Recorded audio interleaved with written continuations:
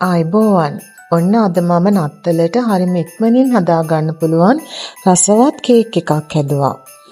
අපි බලමු මේ කේක් එක කොහොමද හදාගන්නේ කියලා. මේක හදන්න මම ඉඟුරු දෝසි, රටෙන්දි,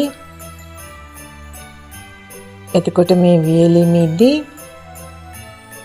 මේ පුහුල් දෝසි. මේ හැම එකකින්ම මම ග්‍රෑම් 250 ගාන තමයි අරන් තියෙන්නේ. මේ ආමන්ඩ් කජු. ඊළඟට මේ තියෙන වයින් වීදුරු භාගයක්.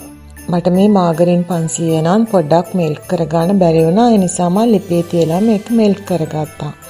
ඒකට මම මේ එකතු කරේ සීනි හැඳි 5ක්. මේ සෑන්දෙන් තමයි මම 5 එකතු කරේ. ඒ ටික හොඳට දිය වුණාම ඒකට මේ මම අරගත්ත පළතුරු ටික මේ විදිහට එකතු කරගන්නවා. මේ ඔක්කොම මම මේ ලිපේ තියලා රත් කරගන්නවා. රත් කරගන්නවා කියන්නේ මේක උතරනකන් තියාගන්න ඕනේ.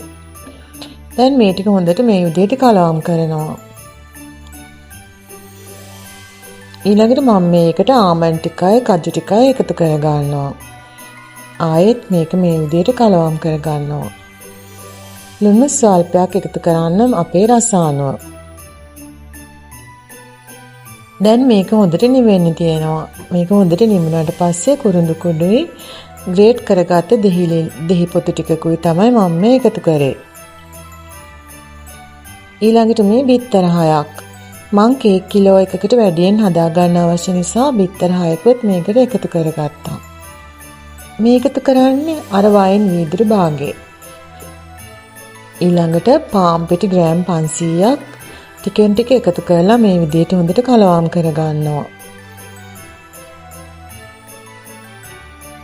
පාන් පිටි වලට මම බේකින් පවුඩර් තේ හැන්දකුත් දාලා තමයි මේ එකතු කරගත්තේ. මේ වෙලාවේදී මම oven එක රත් වෙන්න තියලා තියෙන්නේ. ඔන්න දැන් මේ විදිහට මේ කේක් තැටි දෙකට දාගෙන මේක අංශක 140ට විනාඩි 60ක් විතර තියාගෙන හොඳට බේක් කරගන්නවා. මේ තියෙන්නේ මම මේ විදිහට හදාගත්ත නත්තල් කේක් එක. හරිම ඉක්මනින් මේ කේක් එක අපිට හදා ගන්න පුළුවන්. ඔයාලත් හදලා බලන්න. මගේ මේ වීඩියෝ එක බලපු ඔයාලට බොහොම ස්තුතියි. සාමයේ සතුට පිරුණු සුබම සුබ නත්තලක් වේවා.